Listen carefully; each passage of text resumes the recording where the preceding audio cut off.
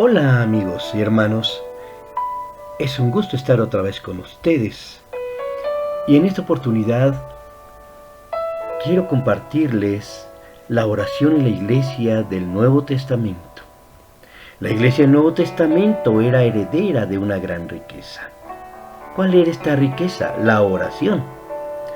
Grandes hombres y mujeres de oración y grandes oraciones les habían antecedido. Entre otras, podemos ver las oraciones de intercesión de Abraham por Sodoma y Gomorra. A Moisés lo vemos orando en su lucha porque su pueblo, o sea Israel, no fuese raído del libro de Dios. Vemos a Gedeón con sus vellones. Vemos a Ana orando, clamando por un hijo. Elías orando, pidiendo fuego del cielo, para que el pueblo conociera que tú, oh Jehová, eres Dios. También la invocación de Jabes, la oración de Salomón, pidiendo que los ojos del Señor estuvieran abiertos siempre sobre la casa de Dios. Y la respuesta de segunda de Crónicas 7:14, si se humillare mi pueblo, ¿recuerdan?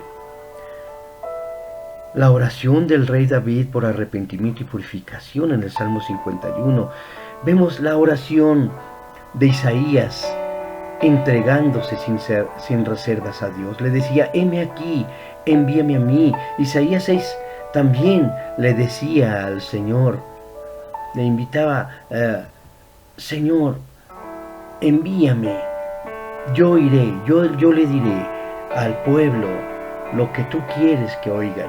Jeremías también oró a Dios y al Señor le decía, clámame y yo te responderé. Todos lo conocemos, aún la oración de Habacuc, que decía, aviva tu obra en medio del tiempo, hazla conocer. Pero ¿qué pasó? El pueblo se había olvidado de esa herencia, la había deplorado, no le daba el valor que tenía y por lo mismo estaba desalentado, triste y derrotado, así como lejos de Dios y su poder. Pero gloria a Dios, llega Jesucristo, gran guerrero de oración, y establece su iglesia. ¿Y cómo lo hace? Enseñándoles a orar. Les dice, en mi nombre, en el Evangelio de San Juan 14, 13 al 14, todo lo que pidiereis al Padre en mi nombre lo recibiréis. En Mateo 7, 7, como les dice, buscad y hallaréis, llamad y se os abrirá, pedid y recibiréis. El Señor oró con ellos, con sus discípulos. El Señor oró a solas. El Señor oró por los enfermos. Oró sobre Jerusalén. Oró por los alimentos. Oró para resucitar a Lázaro. Oró en la cruz.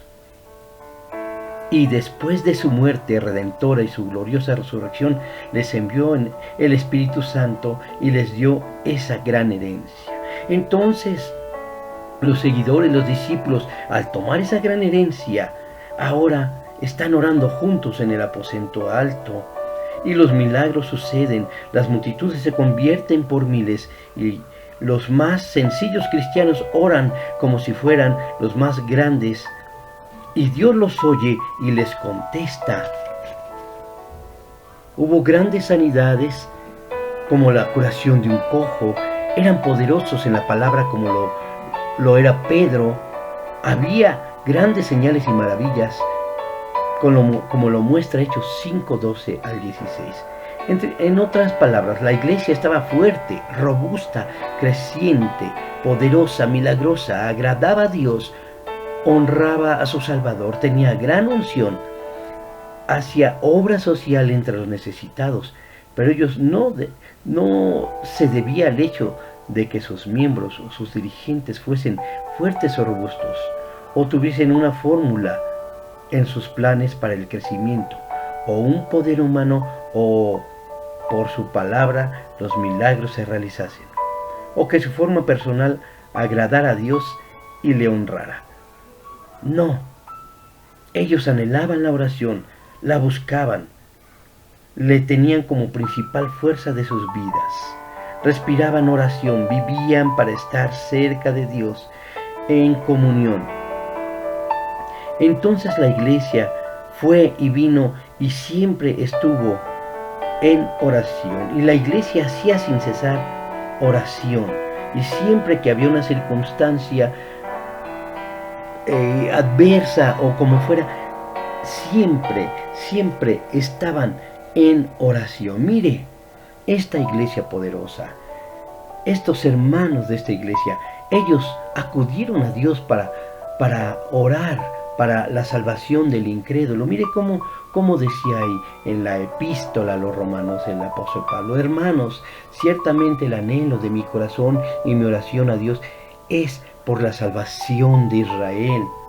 También ellos invocaban el nombre de Dios en la oración para dirigir el uso de la espada, es decir, de la espada del Espíritu, de la palabra de Dios. Y le decían: oh Señor, escúchanos, ayúdanos, como lo dice Efesios 6, 17 al 18. El mismo Pablo le decía: tomad la espada del Espíritu, que es la palabra de Dios. Oren en todo tiempo, con toda oración y súplica en el Espíritu. Oh Dios, te suplicamos, oh Dios, te rogamos, oh Señor, plugamos a ti, oh Señor, estamos rogándote a ti. De esa manera, ¿con qué? Con la espada del Espíritu, con la palabra del Señor. Ellos también invocaban a Dios por una valentía, por un denuedo, por un valor espiritual en la proclamación del Evangelio. Mi hermano, mi amigo, ¿tú estás orando así? ¿Tú estás clamando ahora sí? Mire mi hermano, mire mi amigo, es muy importante escuchar y ver que las iglesias, esas iglesias dadoras de vida de las cuales hablábamos en otro video, ellas daban vida porque tenían la vida del Espíritu Santo en ellos, tenían la vida de Cristo. Y cómo a través de la comunicación con su Padre, a través de la comunicación con su Salvador, con el Señor Jesucristo, a través de la oración, a través del uso de la espada del Espíritu, que es la palabra de Dios. Y mire cómo dice: ellos invocaban a Dios por denuedo en la proclamación del Evangelio, como lo muestra Efesios 6, 18 al 19 y Hechos 4, 29. Fíjese bien, citamos la palabra diciendo: orad en todo tiempo con toda oración y súplica en el Espíritu por mí. Esto lo decía Pablo, a fin de que al abrir mi boca me sea dada palabra para dar a conocer con denuedo el ministerio del Evangelio. Y otra vez los discípulos orando. Fíjese: y ahora, Señor, mira sus amenazas y concede a tus siervos que con toda valentía hablen tu palabra. Mi hermano, cuando la iglesia entra en una dificultad, cuando la iglesia entra en una crisis de fe, cuando la iglesia está entrando en un holgamiento, en una flojera espiritual, es ahí donde necesitamos doblar nuestras rodillas. Y cuando la iglesia está sufriendo represión, cuando está sufriendo persecución, cuando hay debilidad de los líderes, cuando hay una serie de circunstancias adversas y hay una huelga caída de manos, hay una huelga de leer la palabra, hay una huelga de orar, hay una huelga de alabar de corazón, es cuando debemos de estar clamando a Dios y pedir: Señor, mire estas amenazas, concede a tus siervos que con toda valentía hablen tu palabra, rueguen con tu palabra, prediquen con tu palabra, alaben con tu palabra. Ellos así oraban, hermanos, ellos así oraban, amigos. También ellos invocaban a Dios por señales y prodigios. ¿Qué falta nos hacen estas señales y prodigios venidos del Espíritu Santo, no provocados por el emocionalismo actual que estamos viendo, no por la serie de ocurrencias que imaginan ciertos líderes de ciertas iglesias y llamándole a eso operaciones del Espíritu Santo, obra del Espíritu Santo, cuando están haciendo puras tonterías, cuando están haciendo puras ocurrencias que el Espíritu Santo no les mandó? Se levantan hombres autollamados profetas, en los cuales solo tienen sueños de su propia mente, de su propia imaginación, y Dios los ha enviado. Y es cuando necesitamos comenzar a clamar al Señor: Señor, muéstranos las genuinas milagros y prodigios que provienen de tu Santo Espíritu, en contraste a los milagros mentirosos y señales tramposas de los hombres y del diablo en la iglesia para engañar. Señor, líbranos. Mire cómo dice el texto bíblico en Hechos 4:29 otra vez. Dice: y ahora, Señor, mira sus amenazas y concede a tus siervos que con toda valentía hablen tu palabra. ¿Sí? Pero también en el verso 30 de Hechos dice: Elías era hombre sujeto a pasiones semejantes a las nuestras, y oró fervientemente para que no lloviera, y no llovió sobre la tierra durante 3 años y 6 meses, y otra vez oró, y el cielo dio lluvia, y la tierra produjo su fruto, como dice Juan 5:17 y 18. Hermanos, estos son días de doblar las rodillas, estos son días de ganar las batallas como las ganaron nuestros hermanos que nos han puesto la muestra, el ejemplo, nuestros hermanos discípulos de Jesucristo, los hermanos que seguían las direcciones de los apóstoles. Mis hermanos, ahí es donde nosotros debemos de estar volteando la mirada a la palabra de Dios. Ahí nos hablan de qué estaban orando, ahí estaban establecidas, registradas sus oraciones, de qué manera estaban clamando a Dios. No que hoy, hermanos, estamos pidiendo por un jet, por un avión, por más dinero, por más una autoestima superior. Cuando estamos pidiendo por mi perro, por mi gato, por mi carro, estamos pidiendo porque le den mayor automóvil, porque le den más dinero en el trabajo. Hermano, el Señor es nuestra bendición, el Señor es nuestra suficiencia. Él mismo dijo que en el mundo tendríamos aflicción, pero que confiáramos en Él, porque Él ha vencido al mundo. Y el mundo, con sus placeres y con sus apetitos, viene a invadir la iglesia, y es cuando debemos doblar nuestras rodillas. Mire, ellos invocaban a Dios por la sanidad de sus hermanos, de sus camaradas. Estaban orando al Señor.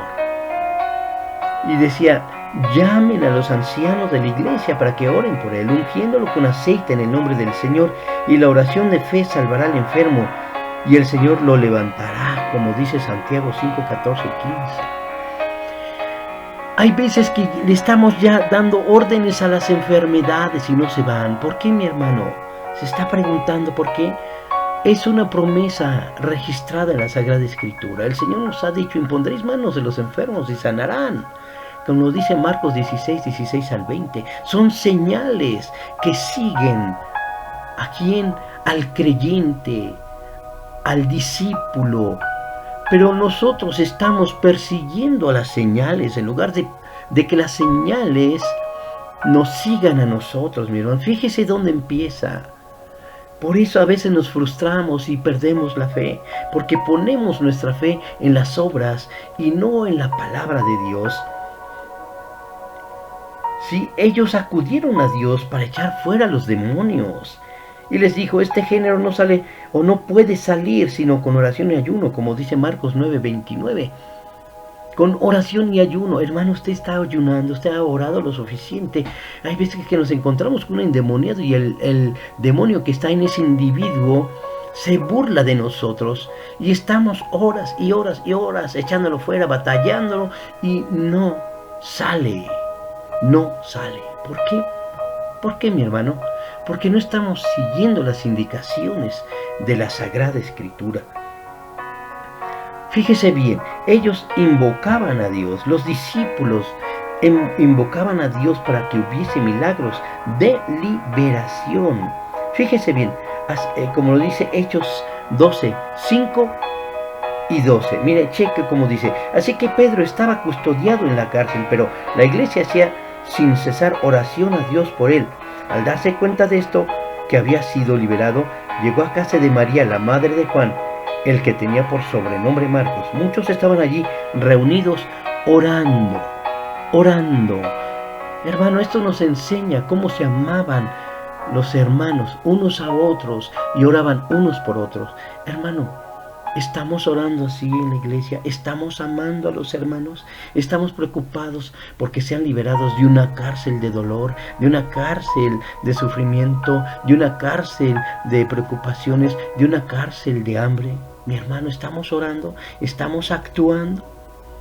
Hermano, le invito, mi hermano, a que busquen las escrituras y vea, mi hermano, cuántos ejemplos de oración hay para que nosotros sigamos a nuestros maestros de oración, para que nosotros sigamos en esos fundamentos de los apóstoles y los profetas, obviamente con el fundamento que es nuestro Señor Jesucristo. Bien, mis amados, espero que estos mensajes sean para su edificación. Deseamos que sean para glorificación del nombre de Jesús y que sigamos adelante, mi hermano, animándonos a orar los unos por otros, a interceder por hermanos, a pedir por nosotros mismos, a orar para predicar el Evangelio. Mi hermano, estaremos juntos uniendo nuestra fe, teniendo comunión, usted y yo que me escucha, en el nombre de Jesucristo, y por medio de la siguiente emisión de oraciones finales. Hasta la próxima, mis amados.